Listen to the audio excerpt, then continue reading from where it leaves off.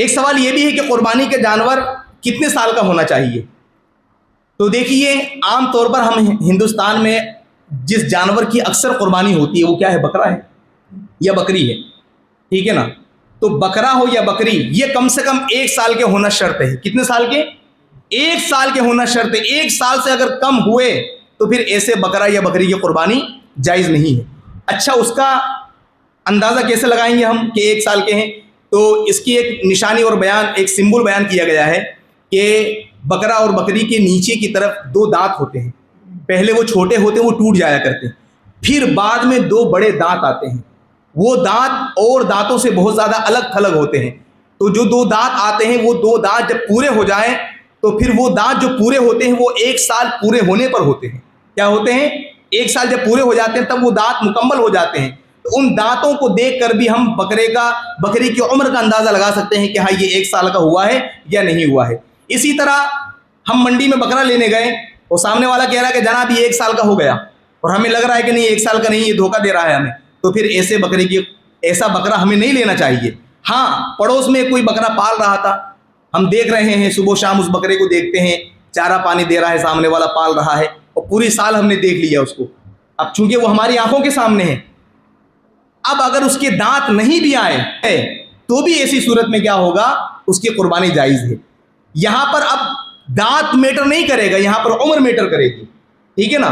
وہاں پر جو دانت کی ڈیفینیشن بنائے گئے وہ عمر کے اعتبار سے کہ عمر معلوم ہو جائے، لیکن جو چیز آپ کی آنکھوں کے سامنے ہے اس میں ضروری نہیں ہے کہ وہ دانت ہو تو یہ قربانی ہو۔ عمر مکمل ہے تو آپ اس جانور کی قربانی جائز ہے۔ اچھا، کون سی چیزیں ہیں کہ اگر وہ چیزیں جانور میں پائی جائیں تو بھی قربانی ہو جائے گی؟ دیکھیے، نمبر 1، جس کے پیدائشی سینگ نہ ہو، جس کے پیدائشی سینگ نہ ہو اس جانور کی بھی قربانی جائز ہے۔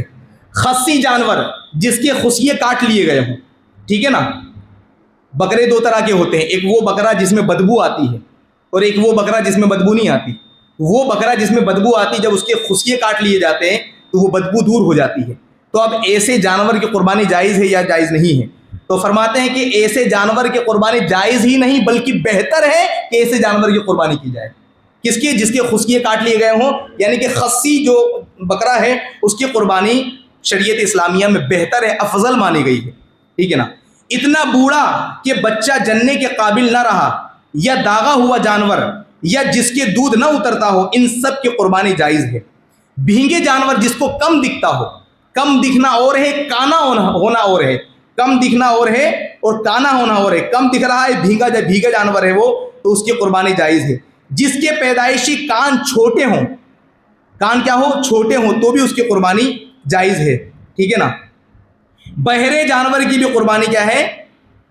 جائز ہے، لیکن اندھے جانور کی قربانی جائز نہیں ہے۔ اسی طرح جانور بالکل صحیح و سلامت تھا، آپ ذبح کرنے کے لیے لے کے گئے، اس کو لٹایا آپ نے، وہ اچھلا کودا، اچھل کود کی وجہ سے اس میں کوئی عیب آ گیا، یا تو وہ لنگڑا ہو گیا یا کوئی ایسا عیب آ گیا کہ جس کی وجہ سے وہ قربانی نہیں ہو سکتی، تو اس وقت کے عیب کا اعتبار نہیں مانا جائے گا، ٹھیک ہے نا؟ آپ قربان گاہ تک لے کر گئے اس کو ذبح کرنے کے لیے، اور وہ اچھلا کودا حرکت کرتے ہیں، کبھی کبھار موٹے تازے بکرے ہوتے ہیں تو 2-4 لوگ بھی اس کو سنبھال نہیں پاتے اس کو، ٹھیک ہے نا؟